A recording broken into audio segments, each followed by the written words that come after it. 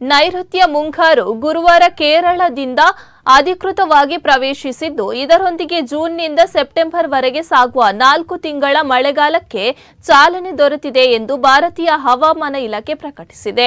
ಸಾಮಾನ್ಯವಾಗಿ ಜೂನ್ 1ರ ಸುಮಾರಿಗೆ ಕೇರಳವನ್ನು ತಲುಪುವ ಮುಂಗಾರು ಈ ಬಾರಿ ಕೆಲ ದಿನಗಳ ವಿಳಂಬದೊಂದಿಗೆ ರಾಜ್ಯ ಪ್ರವೇಶಿಸಿದೆ.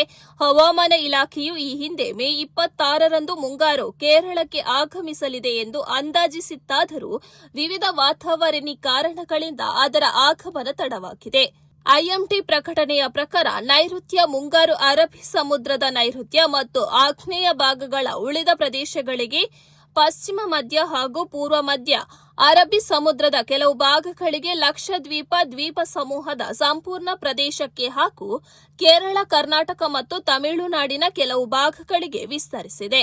ಅಲ್ಲದೆ ಕನ್ಯಾಕುಮಾರಿ ಸುತ್ತಮುತ್ತಲಿನ ಸಮುದ್ರ ಪ್ರದೇಶಗಳು ಹಾಗೂ ಬಂಗಾಳ ಕೊಲ್ಲಿಯ ಆಗ್ನೇಯ ನೈಋತ್ಯ, ಪಶ್ಚಿಮ ಮಧ್ಯ, ಪೂರ್ವ ಮಧ್ಯ ಮತ್ತು ಈಶಾನ್ಯ ಭಾಗಗಳ ಇನ್ನಷ್ಟು ಪ್ರದೇಶಗಳಿಗೂ ಮುಂಗಾರು ವ್ಯಾಪಿಸಿದೆ. ಕಳೆದ ವಾರ ಹವಾಮಾನ ಇಲಾಖೆ ತನ್ನ ಋತುಮಾನದ ಮಳೆ ಮುನ್ಸೂಚನೆಯನ್ನು ಪರಿಷ್ಕರಿಸಿದ್ದು, ಈ ವರ್ಷ ದೇಶದಲ್ಲಿ ಸಾಮಾನ್ಯಕ್ಕಿಂತ ಕಡಿಮೆ ಮಳೆಯಾಗುವ ಸಾಧ್ಯತೆ ಇದೆ ಎಂದು ತಿಳಿಸಿತು. ದೇಶಾದ್ಯಂತ ಈ ಬಾರಿಯ ಮಳೆ ಪ್ರಮಾಣ ದೀರ್ಘಾವಧಿ ಸರಾಸರಿ 90% ಇರಲಿದೆ ಎಂದು ಇಲಾಖೆ ಅಂದಾಜಿಸಿದೆ.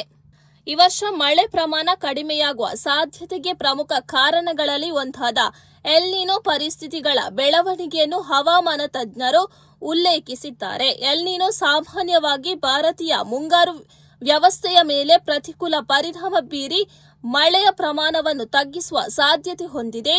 ಮುಂಗಾರು ಪ್ರವೇಶದೊಂದಿಗೆ ದೇಶದ ವಿವಿಧ ಭಾಗಗಳಲ್ಲಿ ಮಳೆ ಚಟುವಟಿಕೆಗಳು ಚುರುಕುಗೊಳ್ಳುವ ನಿರೀಕ್ಷೆ ಇದ್ದು, ರೈತರು ಹಾಗೂ ಕೃಷಿ ವಲಯದಲ್ಲಿ ಹೊಸ ಆಶಾಭಾವನೆ ಮೂಡಿದೆ.